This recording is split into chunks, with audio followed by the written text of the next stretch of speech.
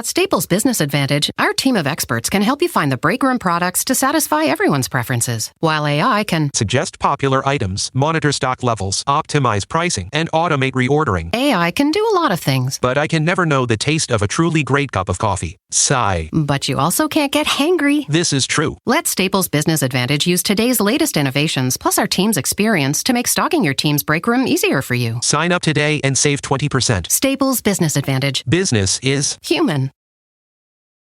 Hi, I'm Jim Purdue of Purdue Chicken. Unlike our competitor, who's gone back to feeding their chickens antibiotics, we at Purdue will remain no antibiotics ever. No antibiotics ever because we raise our chickens in a healthy environment, so they don't need them. No antibiotics ever takes more time and money, but it's the right thing to do. So when you buy chicken, look for the Purdue label to make sure your chicken is no antibiotics ever. Get the facts at Purdue.com. To get the Crime Writers on After Show right now, go to patreon.com/Partners in Crime Media. I'm Rebecca Lavoie, and this is Crime Writers On.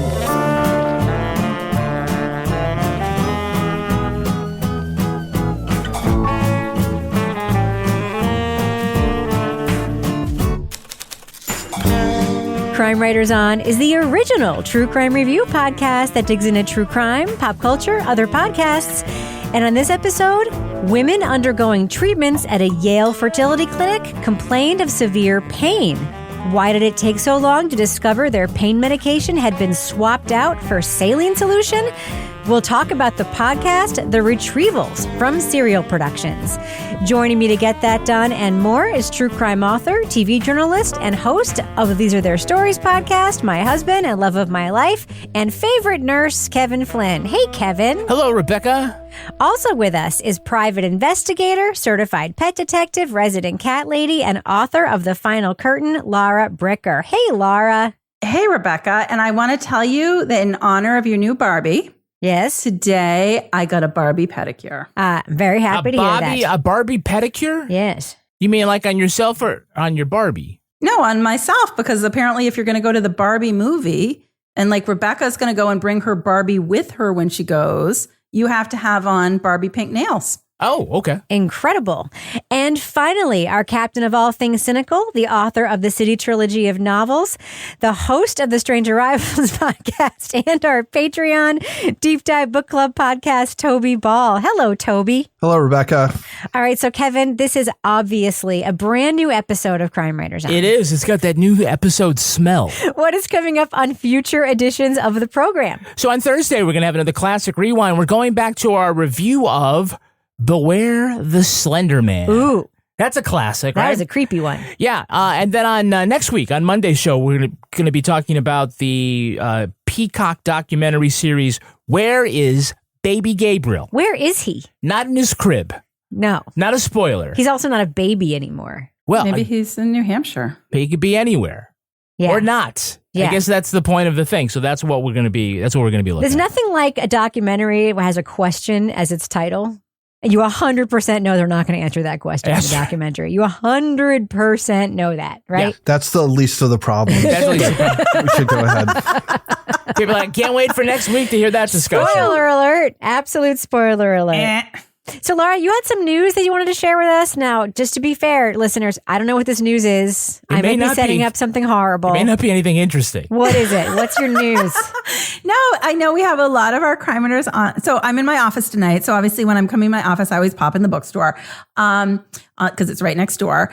And I know a lot of our listeners have ordered from Water Street Bookstore. And we all know Dan with the good hair. But a lot of our listeners came to appreciate Alden with the kind eyes. Oh. Now, Alden it's your good way of saying this young man is hot. He is, but now he's gone. So Alden with the kind eyes has gone off to like grad school and he's headed to Colorado. So listeners, from now on, you're just going to get you're not going to get him anymore. But we want to thank him for his service. Okay. Can we call him hot now that he's no longer working there?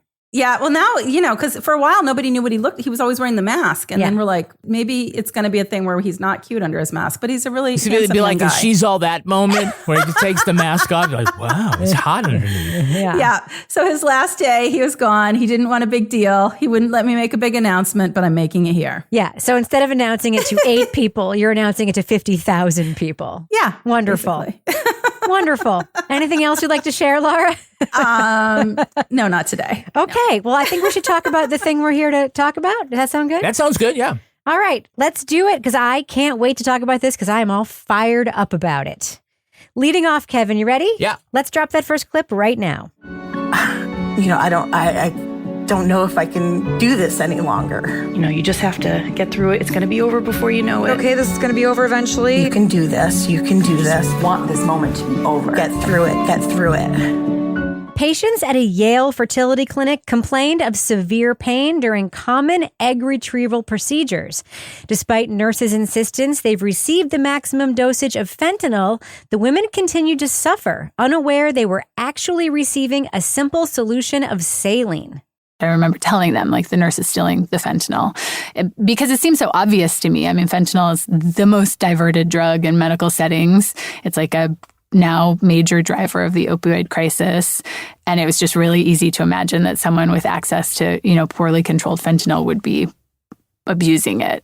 After a tampered vial was discovered, authorities arrested an addicted nurse who'd been swapping out the opioid. But the many patients had more questions. Were their complaints ignored? Could the clinic have done more? And how were these victims who want a family supposed to feel about the legal accommodations made for a defendant with children of her own? The victims can probably appreciate the legal requirement. That doesn't seem that hard to grasp. What the victims don't appreciate is the painful irony that isn't being acknowledged here. Donna's status as a mother protects her. And motherhood is why a lot of them are here in the first place. They wanted what she has. From Serial Productions comes The Retrievals. Host Susan Burton tells the story of the patients whose pain was ignored, the nurse who stole their medicine and watched them suffer, and the institution that failed them all. Spoiler alert, we are going to be talking about plot points from the first 4 episodes of The Retrievals. So if you want to remain spoiler-free, go to the estimated time code in our show notes for our thumbs up or thumbs down reviews. So, Kevin, you think that this is a think piece and not an investigation. Why is that? Well, it doesn't seem much like an investigation. It's not moving things. Look, we just got to say, we only got the first 4 episodes here. We don't know how it ends. But as far as, digging into who did it, we're not really there yet. It does sort of feel a little more like a meditation on what happened and about some of the other issues there, like about women's pain and about how we deal with people with addictions in not only medicine, but in the criminal justice system. I think it might be best consumed that way as opposed to trying to figure out like a traditional true crime piece, like we're going to find out who the killer is here, right? We're not going to, maybe find out exactly who knew what. There may not be a big Perry Mason moment at the end of this saying, aha, Dr. So-and-so, but I don't think that's what they set out to do. So I think there's a difference between investigative journalism and enterprise journalism. To me, this is very much in the enterprise journalism space, right? So we're talking about a thing, it's all wrapped together in a big package. It's a story that tells a bigger story, right? And anyone who knows me knows this is a huge issue for me, women's pain, huge. I'll just say right up front, I am a person who strongly believes that if any man had to go to any gynecology appointment, there would be fucking anesthetic at a gynecology appointment. That shit hurts. Getting an IUD inserted for me. Oh my God. I thought I was going to die when I had that happen. It's worse than it's worse. I had worse cramps than when I had labor. For me, it was worse than getting a broken leg, period. And my midwife, the most empathetic care provider I've ever had in my life, told me to, quote, stop being a baby.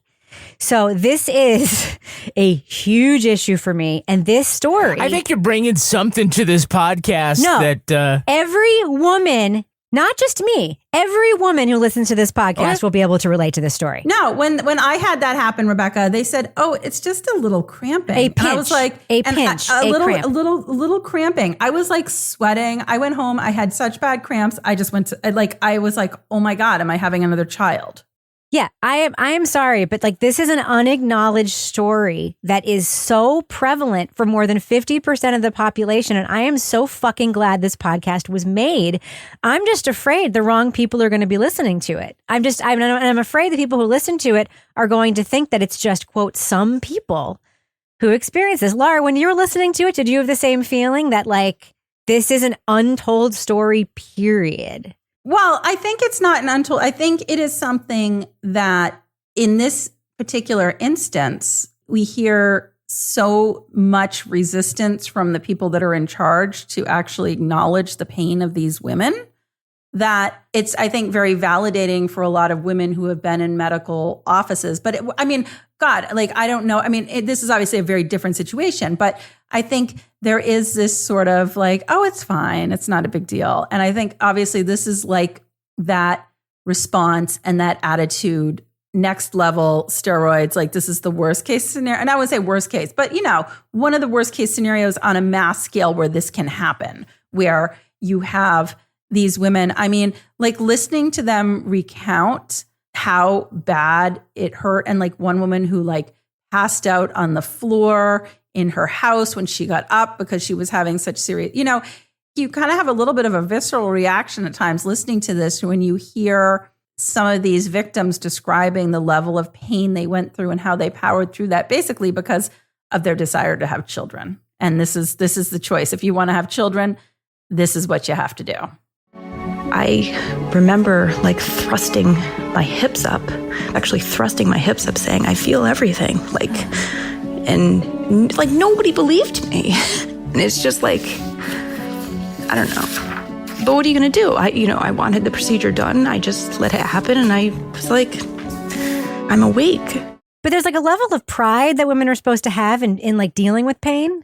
Like we're told that if we go through childbirth naturally, which I did twice, that like you're supposed to be proud really? of. Yeah, you're supposed to, but you're supposed to be proud of that. Do you know what I have to tell you, actually, this is opening up a whole story. I'm sorry, boys, but we have to segue into this. Because yes, Rebecca, when I was going into childbirth, I went to the birthing classes and I was documenting my whole pregnancy. And I wrote about it. And I said, like, we do not live in the era of women biting on sticks out back. Medical science is at the point where you do not need to feel the pain anymore. They gave me a map when I went into the not Lamaze, but whatever they call it now, classes. And they had like the natural childbirth path. And it was like this happy little path with like flowers. And it was a map they gave you.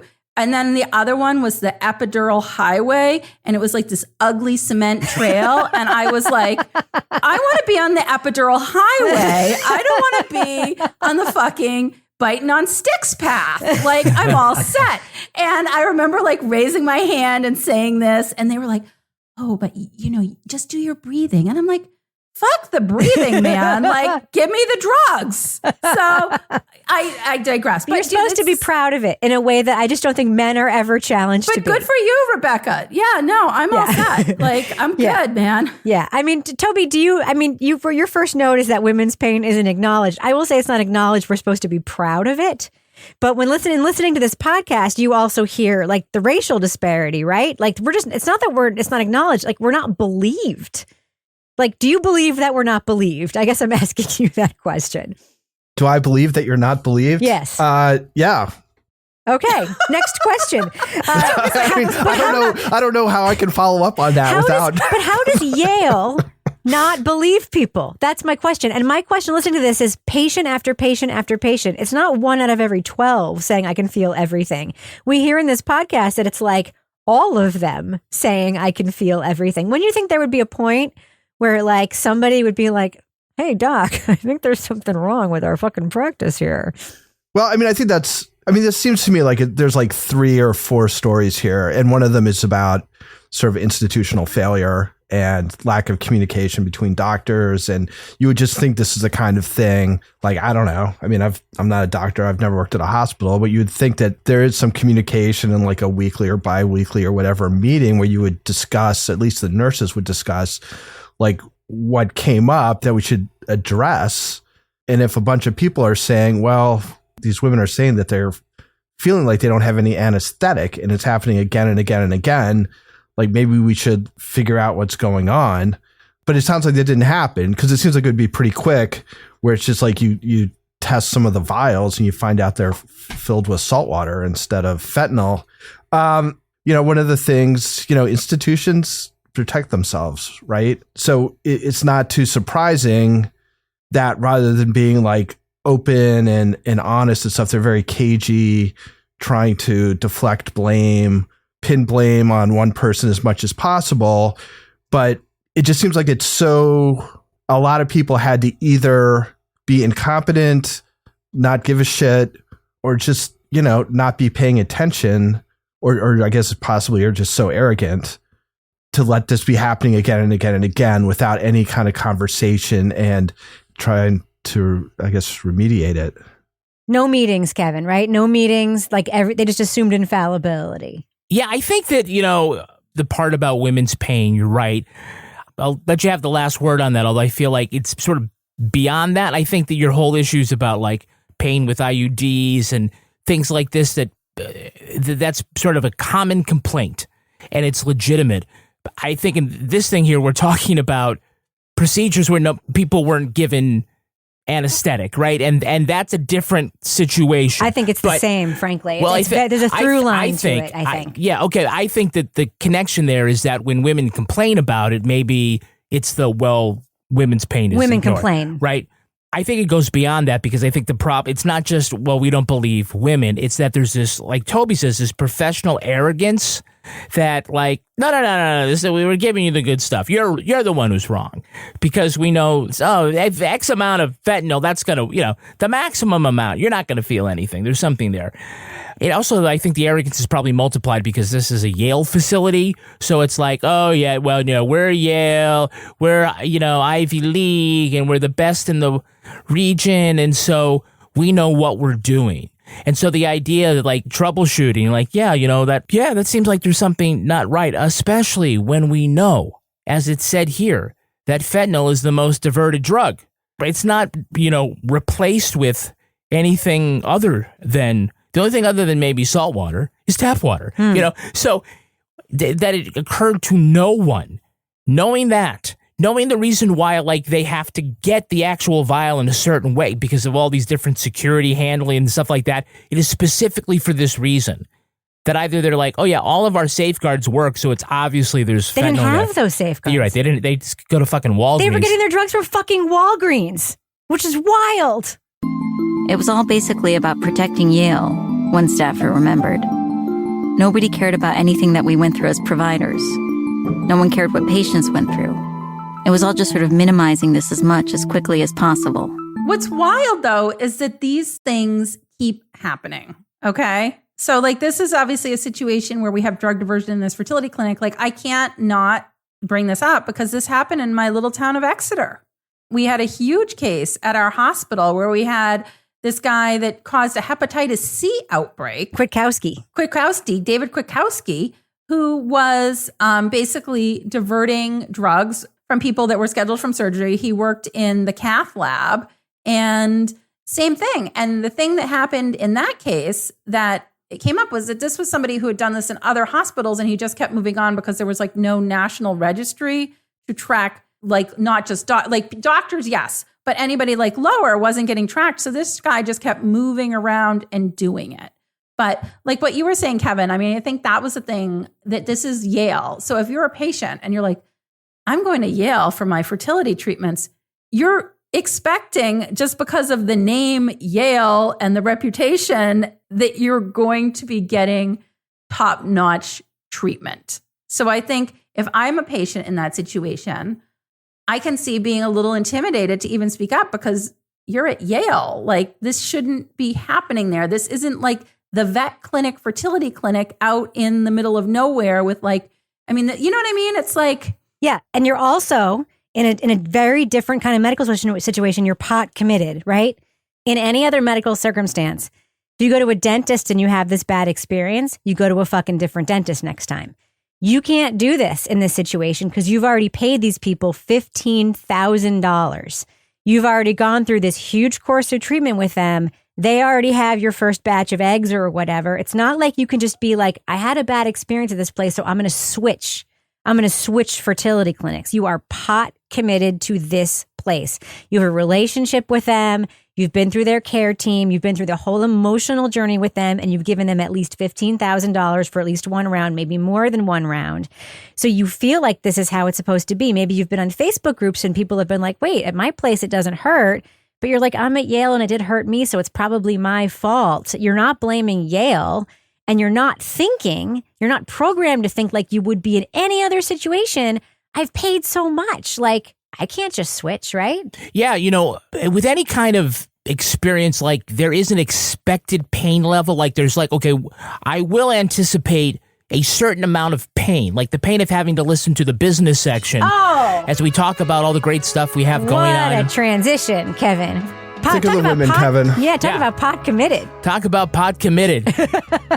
Look, right now on Patreon, you go to patreon.com/partnersincrimemedia. You could be joining us right now. Yeah. Right now, we've got on our Crowdcast video, we've got a bunch of our patrons who are here. They're watching the live show. Yeah. They're actually already filing in their votes, their thumbs up and thumbs down in our poll on the screen. So we'll find out later what they thought about the Retrievals. You also could get this podcast early and ad-free. That's right. Other things going on, Toby recently did you do your recording already, Toby, for Deep Dive? The book was called The Stranger Beside Me, right? Yes. It's about, it's Ann Rule's first book. It's about Ted Bundy, the serial killer who I actually sat next to her at a suicide hotline in Seattle, probably during, but possibly before his murders. So we had a great discussion. It was myself and Claire Clark from Trinity College Dublin, the other Trinity College, and Alex Segura and Lauren Bright Pacheco. We had a really good discussion, which I think people like. Yeah, that's going to be out as a podcast, the audio version, very shortly. You also could have been with us for the special crossover. It was Married with Podcast and Leave It to Bricker. And Laura Bricker came on and she told us all about her experiences on the dating apps. Yes. Including the one guy who had his profile, his name was Loaded Diaper. Yes. Which apparently is a Captain Underpants or Diary of a Wimpy Kid. I had no idea. I just thought the guy had some sort of weird diaper fetish. I mean, but imagine the people on the apps. Nobody fucking knows that unless you know that book. And you're just looking at the apps and scrolling through and you're like, dude has a name Loaded Diaper. How sexy. I want to date that dude. By the way, he lives in our town. Loaded Diaper lives in our fucking town. We've been looking for him everywhere. We have been looking. Everywhere I go to the market, I go to the gas station, we go to our local pub. I'm like, is that Loaded Diaper? Is that Loaded Diaper? Is that Loaded Diaper? Everywhere we go. We've been showing his picture to the people. We're like, is this you guys? You know this guy? You know this guy? 100%. Honey. Well, it's really funny because I have to tell you, I don't want to mock people that are on there, but sometimes there's a crazy profile picture and I screenshot it. And I showed somebody this picture. I was with a group of friends and the guy goes, oh my God, I know that guy. And then was going on this whole and then now his ex-wife went to Miami and got fake boobs and this is her. And I was like, oh my God, it's such a small world in New Hampshire. So be careful what you put on the profile. That's right. And don't put on the profile, little known fact about me. I was once a murder suspect. The fuck? Yeah. The actual fuck. That's not sexy either. It's a not selling sexy. point. Just a suspect. Yeah. I was cleared. No one was ever arrested. So far. Yeah, but those cases never Whatever go cold. happened to baby Gabriel, dude? Was it you? Yeah. Exactly. Who knows? Who knows? Also in Crime Writers on Partners in Media, Partners in Crime Media World. Get it right. Shut We up. want people to join. We have the new episode of These Are Their Stories out. We're looking at an old episode from Law & Order. This is one with the special guest star was Chevy Chase. Oh, God. And basically, this is a takeoff. The rip from the headline story is the one where Mel Gibson got pulled over for drunk driving and went on a racist, sexist tirade. And so let's play a little clip from the episode. You blew a .13. You've been placed under arrest for DWI. Screw you, sugar tits. I have powerful friends who will crucify you and your people for even putting your hands on me. Can you hear that behind the mirror? And our guest, Molly McCain, said that from now on, she's going to sign off all of her business emails with "Screw you, sugar tits." Yes. I just want to be known as sugar tits. Yeah. All right. To be fair, the cop had some pretty sweet tits. She did. Like, what a name. Toby? Yes? Yeah. You want to have a nickname? I've got no comment. So there are landmines everywhere here in this episode. This is a tough one. Yeah. This is a tough one. There are like 15 career enders we're going to go around the corner for. Kevin, is that it for our business section? No, what do we usually have? Oh, we have Patreon Patron Saints of the Week? No. No? Of course we do. The actual hell. Do we have any Patreon Patron Saints of the Week? Who are they? Our Patreon patron saints are Lisa Kirker and Elaine Hom. Ah. Bless you. Bless you, Lisa and Elaine. Love you guys. Love everyone who supports us on Patreon. Those of you who have been sainted, those of you who haven't, and those of you who just muscle through the business section anyway, just because it's stupid. Yeah. Anyway, thanks for listening. Thanks for supporting us. Thanks for not supporting us. And let's get back to the program, shall we? Toby, should we fade the music down? Your favorite music? I guess. Let's do it.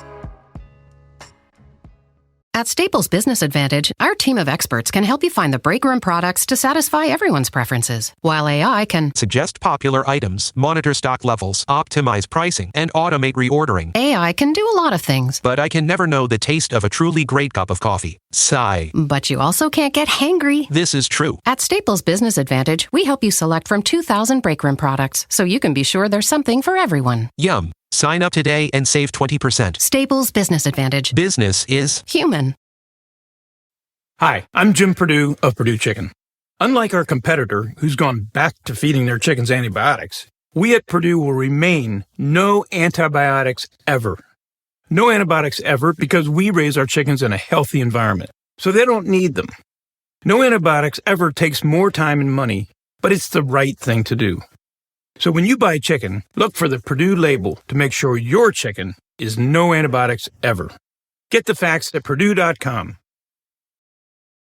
Luxury is meant to be livable. Discover the new leather collection at Ashley with premium quality leather sofas, recliners, and more, all built to last. No matter how many spills, scuffs, or pet-related mishaps come its way, the leather collection at Ashley is made with the durability you need for the whole family. Shop the new leather collection at Ashley and find chairs starting at $499.99 and sofas at $599.99. Ashley, for the love of home. Okay, so we find out that a nurse is in fact responsible for diverting some drugs. And she is actually an interesting figure in the podcast. Her name is Donna. Interestingly, the journalists who produced the show decide not to use her last name, which I actually found to be an interesting choice, but we're not going to get into that. Toby, what do you find interesting about Donna as a figure in this story?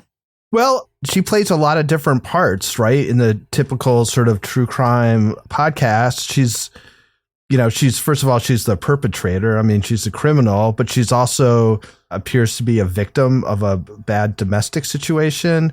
She's also a person who has opioid use disorder. So I guess you're not really asked to feel like sympathetic to her, but you're asked to sort of understand that it's sort of a more complicated picture than just this somebody maliciously trying to put women in pain. And then there's a twist, I guess, towards the end of the third episode where you find out that she's actually had the same procedure done, which kind of turns some of the victims against her who are sort of more willing to be understanding of where she was coming from. But then when it's like, well, if you actually kind of knew what we were going through and you still did it, that's a little off. So I think that's kind of what makes this podcast is that it's kind of tying up a bunch of of sort of things in one story, and she and herself sort of inhabits a bunch of different sort of trends in our society, including opioid addiction. Well, I mean, you know what it was, Toby. She was there holding the hands of some of the patients who weren't getting fentanyl because she had diverted it. I mean, not only does she understand it personally from what the procedure is, but she gets to sit right there and like she knows your pain and your pain and your pain, quite literally, because she was there while you were screaming and saying, my God, something's not right here.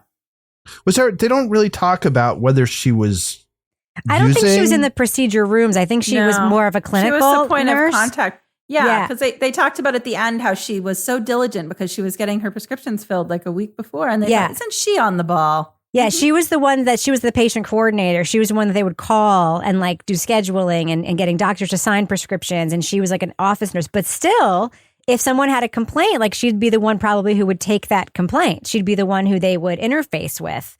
Like she was like the patient care coordinating nurse, very likely to hear a lot of these patients' complaints.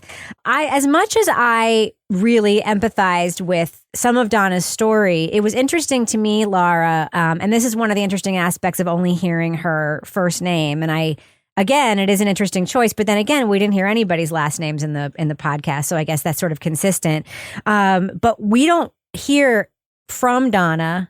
We only hear sort of secondhand about Donna, even through the court proceeding, right? So we kind of get this journalists, telling us everything on the record about Donna and sort of some off the record.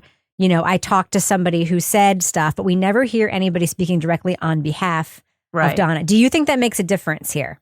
Well, I think as a journalist and, I think to have any story where you really have a complete picture, you do want to hear from her. And as somebody that works in that criminal defense world, a lot of times when there is like a sentencing case and you as a defense person do a sentencing report to show the other side of what was going on at the time that something happened. And so in this case, I don't know if there was such a report, but I feel like we got some of that. And I think the writing was really well done in the way that they sort of introduced the story of the nurse and introduced Donna's story and, about her husband and her kids. But I also felt like as it went on, the balance, because she did not have anybody speaking for her, really tipped the other way toward the victims. And I'm not saying that it shouldn't have. I'm just saying that there wasn't, to me, because her perspective wasn't portrayed from anybody that directly knew her in a way that was really substantial in this. I did not come away with as much sympathy as maybe I could have or would have if we had had some additional voices actually who knew her, who could bring to light sort of a little bit more of her story in a way, because I left it and I even felt like, I think one of my favorite parts of this was one of the victims being a defense lawyer. Yep. And really being upset and then going, when the deal was announced in the terms of the deal, but like from a defense perspective, like I was like, good deal, like good for them. Like, wow, they pulled off a good one here. So I think, you hear about her getting this good sentence, but again, it's not that they didn't try. It's just, it's unfortunate because I think that sort of does a disservice to the complete picture that we could have had here. Donna was very lucky because Donna had a set of victims who are really well-educated women and very pro-criminal justice reform victims. Yeah. So Donna literally had a victim who said, I don't want the perpetrator to go to jail because I do research in opioid use disorder. And I don't think that people who are addicted should go to prison.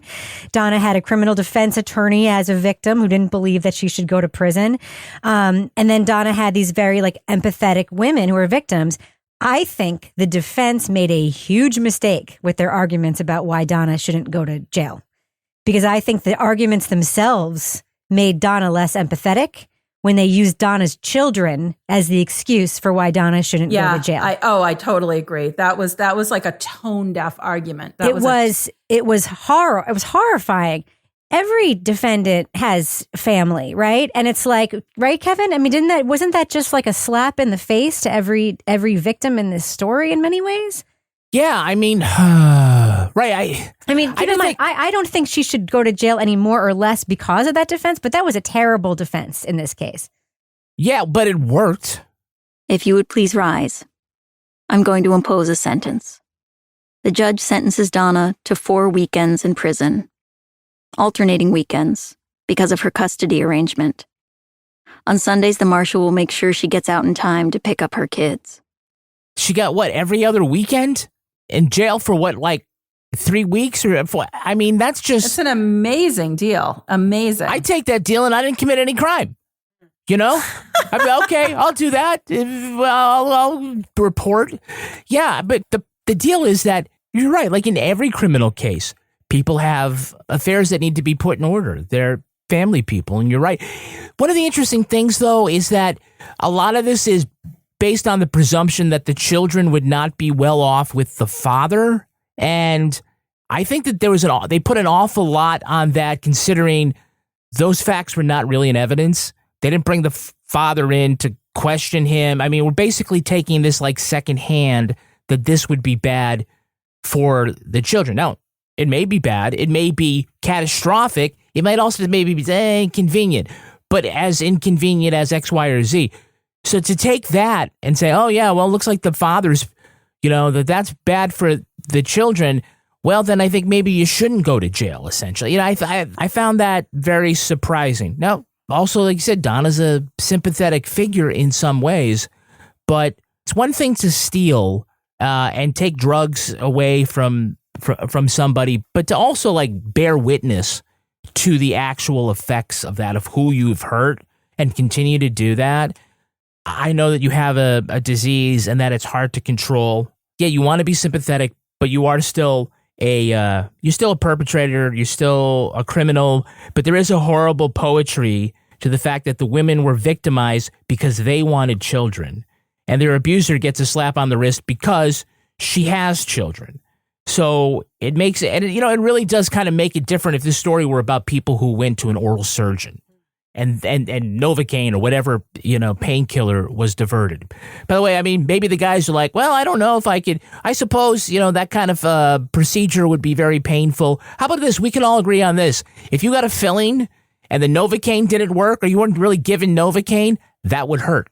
And if the person who diverted the Novocaine away from you is there sitting next to the chair or in the other room, that's also very horrible. But because there's like this whole other, sad, almost quasi-traumatic or tragic theme that it's all about the desire to have children, the thing of the women who are saying like they believe like their bodies don't work already because they can't get pregnant. Like all these other things are at play with the women who've been victimized. And so then sort of the last insult to their injury is the fact that, well, you may not get what you consider to be strong justice because this woman has what you don't have, which is a family, which is what we hear in the clip in the top of our discussion. Yeah. Can I just ask a quick question about how this podcast sounds? I think this podcast sounds extraordinarily good. I love the scoring. I love the theme music. I just think this podcast sounds singularly excellent. Does anyone else have anything they want to say about just the incredible production of this show? Like, the music is fucking extraordinary. Yeah. The music was just used so perfectly, and it conveyed the mood and the tone of this story. It was a perfect accompaniment. It was composed by a violinist in France, according to the show notes page. That they had a nice, it wasn't Larry on his Casio going, making tonal noises. And there's this inhalation of breath at the beginning of the sort of like before the hit of the theme song. Like the swell. Yes, yeah. That is just so effective. You think it's the reporter about to say something, but it's actually the theme song about to hit. I'm Susan Burton, and this is The Retrievals.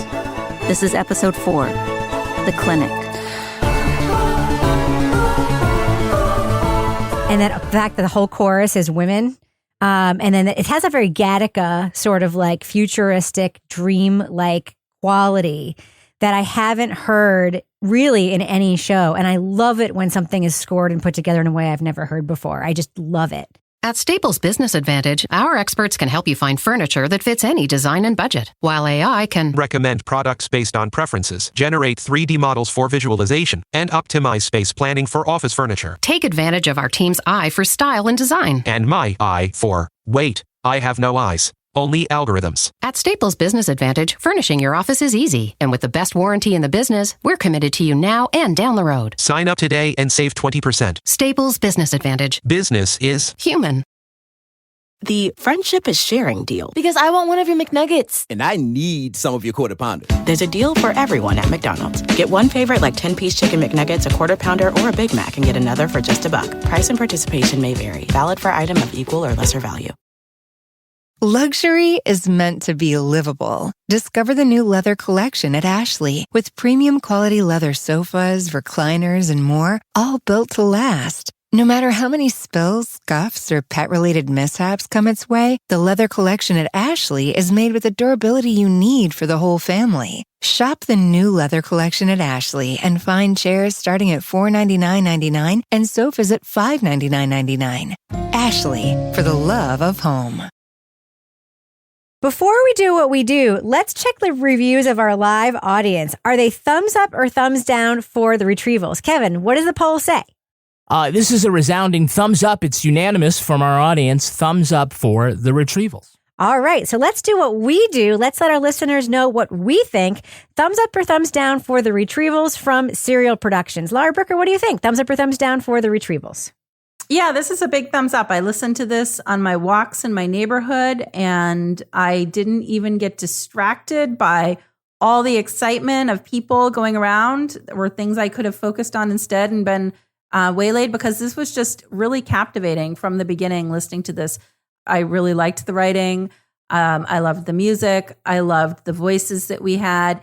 I will say the first episode, I was like, oh no, it seemed like the setup was really, really big. And I felt like we're hearing from a lot of victims. They're drawing it out. Are they going to be able to deliver on this story, or is this going to get bogged down and they delivered. And I think that as somebody that lives in a town where we had a huge drug diversion case that, people are permanently living with the ramifications of, it's really interesting to hear about other cases like this in other parts of the country. But you got to wonder at some point when these cases keep happening, how is this going to be resolved in a way where we do have some accountability so that something like this doesn't happen again? But either way, it was great rage-rocking material. A big thumbs up for me. Toby Ball, what do you think? Thumbs up or thumbs down for the Retrievals from Serial Productions? Yeah, I liked it. It was, I think, sort of seriousness of sort of purpose and dealing with the subject. I think, we touched on it a little bit, but I think the story is just sort of an interesting intersection of a bunch of things in our society, some of which have been going on. Like I think the stuff about women's pain, and then they give a brief little thing about how Black women's pain is even less sort of acknowledged according to studies, which just seems like something that's, from 150 years ago or whatever. So I kind of felt like those different aspects of the stuff about the way women are kind of treated by the medical profession, like institutionalized medicine, opioid addiction, which obviously, and fentanyl is the big thing now. It's everywhere. And apparently it's in like most street drugs too, get cut with fentanyl. There's just a whole bunch of things that kind of coalesce in this one story. At times it felt a little slow to me, but that's, that could also be due to the fact that I was driving when I was listening to it, things like that. But it's super high quality. It sort of is examining something which maybe other podcasts look at, but in sort of our sort of long run doing this, we haven't run into anything quite like it. Production obviously is excellent. So a pretty big thumbs up from me. Kevin Flint. I'm thumbs up. It's a mild thumbs up. I do like the stuff from Serial Productions. Obviously, it has a great sound. It's a very interesting topic, the things that are discussed are very important. I'll just say that as far as a podcast in and of itself, the story in and of itself, it's pretty linear. There's not a lot of twists and turns necessarily in the story. It's, we basically know we hear these stories about these women who didn't get the drugs that they needed. We find out what happened to those drugs, what the consequences were. And then I think we're going to see what the institutional consequences were. As far as a great narrative, it's kind of a straight line, but I think it's the podcast is saved by the fact that it's an important issue. It's well told, and they are different topics that need to see the light of day. So I'm a thumbs up. I'm a big thumbs up for this podcast. This is my favorite thing that Serial Productions has done since the second season of Serial. I liked it a lot better than Coldest Case and Laramie. I liked it a lot better than We Were Three, and it's because it is enterprise journalism in an audio format. It is what this team should be doing. It is a gorgeously produced, important story told beautifully and produced beautifully without pretense, without snobbery, without going on sideways lines of storytelling that we don't need, that takes away from what it is we're supposed to be hearing about, without making assumptions about its audience, without doing diversions into things that aren't important or not telling the things about the story that we actually need to hear. And this is a story that fucking needs to be told. And I think it was the right story to choose. I think the editing is crisp. I think the production is gorgeous. And I loved every second of listening to this podcast, even though at times it was difficult to listen to. Huge thumbs up for me for the Retrievals. I didn't think I was going to love it as much as I loved it. And I'm absolutely blown away by this podcast. All right, now it's time for my favorite part of the podcast, a little something I like to call the Crime of the Week. Tasting this rainbow will just be one color. Mars Incorporated has teamed up with French's to unveil its new mustard-flavored Skittles. The mashup is in celebration of the widely observed National Mustard Day. The treat promises both the iconic chewy texture and tangy mustard flavor you love. The candy and the word candy is doing a lot of work in this sentence and will not be available in stores. French's Mustard Mobile will be passing them out next week in New York, Washington, and Atlanta. This is not the first time French's has teamed up with other food items. Who can forget last year's mustard-flavored donut? Or that summer favorite, yellow mustard ice cream. So panel, what will be the next condiment-flavored mashup? Laura Bricker, what do you think? I'm going to just say we need to take a stand against this. I mean, do you guys know all those crazy flavors they have for Lay's potato chips? And I'm like, so I was like, ham. There was ham. Yeah, like when you go to Mexico, it's wild. The Lay's potato chip flavors. Apparently, they also had a cappuccino flavored potato chip. So I think we need to take a stand. No. Stop it with the French's mustard. Move on. Give us a hot dog and some mustard. Call it a day. This is nonsense. Toby, what do you think the next condiment-flavored mashup should be if you're not taking a stand? Yeah, I'm not taking a stand on this one, I don't think. Take a stand, Toby. I don't know if it's a condiment, but I was just thinking Oreos, but with a tuna fish filling. Nice. What do you think, Kevin? Mayonnaise flavored toothpaste. I don't know. I did brush with that. That's going to do it for us. But before we go, Laura Bricker, one more piece of business. Do we have a cat of the week this week? We do have a cat of the week this week. And it, of course, it's a local cat because I haven't done a local cat in a while. Exeter's local cat, Frankie, the mayor of Exeter, the black and white cat that roams about Exeter, who has his own Facebook page.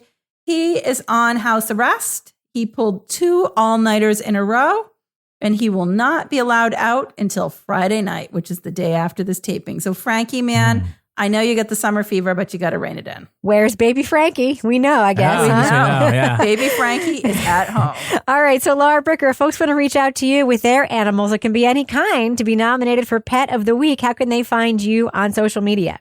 They can find me at Laura Bricker. Toby Ball, how can you be found online? Hey, just a quick plug, which is that UFOs have been in the news quite a bit this week. Yeah, there was this big, and They're real, Toby. They're real. The government's been hiding bodies. Yeah. Sure. So that's what I heard in Congress, man. They're going to find them in the tunnels of Exeter, Toby. You just wait. Yeah. Well, good a chance there. It's anywhere else, I guess. But anyway, if you want a little context on this, the last 2 episodes of season 3 of Strange Arrivals are kind of about how these people investigating UFOs for the government, or like, the top people, are much weirder than you think they are. And basically the whole second season is sort of about how do we know what we think we know, like how did the folklore of UFOs in America develop. So are you saying the government isn't hiding alien bodies? I can neither confirm nor deny reports. I'm going with a yes on that. If I was going to put money down, I'd put it pretty heavily on no. I'm saying maybe. But Kevin if you Flynn, disagree with me, can I tell them my Twitter address, please? Yeah. What is your Twitter handle and your other handles? I want to make another plug now, too, just to make up for that. No, it's at TobyBallNH. And where are you on Threads, Toby? You have a different one there? I'm on Threads. I'm at TobyBall603. Kevin, how can you be found online so people can tell you that there are, in fact, bodies being hidden by the government? I guess I'm on X now? X? No, it's just Twitter. Come on. At Kevin P. Flynn. Yeah, you can find me everywhere, but I still just tweet, or X, or whatever the fuck it is, at Reb Lavoie. And if you want to follow the show, you can find us everywhere at Crime Writers On. And please join our incredible community and our amazing Crime Writers On Facebook discussion group. Just go to our regular page, hit join the group. It's in a pinned post. You'll figure it out. Get episodes early and ad-free at patreon.com/partnersincrimemedia. You'll also get the Crime Writers On After Show, Married with Podcast, Laura Bricker's Leave It to Bricker podcast, and Toby Ball's Deep Dive Book Club podcasts. Our theme song was composed and performed by Ty Gibbons. Our line editor is the wonderful Livy Burdett. The executive producer of this program is Kevin Flynn. This show was recorded in the Treehouse Yoga Studio above the Mockingbird Cafe in Bay St. Louis, Mississippi studio, otherwise known as Studio C, the closet in our New Hampshire basement where we always believe in women's pain. On behalf of all the crime writers, thanks so much for listening. We will catch you later. So we were talking about the Retrievals at dinner with my son Henry, and he came up with some alternate titles for the Retrievals that Serial Productions could have come up with. Okay? From Serial Productions, this is Ooch, Ouch, Owie. From Serial Productions, this is Suck It Up, Ladies. Oh. From Serial Productions, this is Walk It Off. I didn't think any of those were appropriate, but... Well, I think you can put a colon after the Retrievals and then Suck It Up, Ladies, I think would be appropriate. The Retrievals, this'll just pinch. Yeah. Just a little pinch.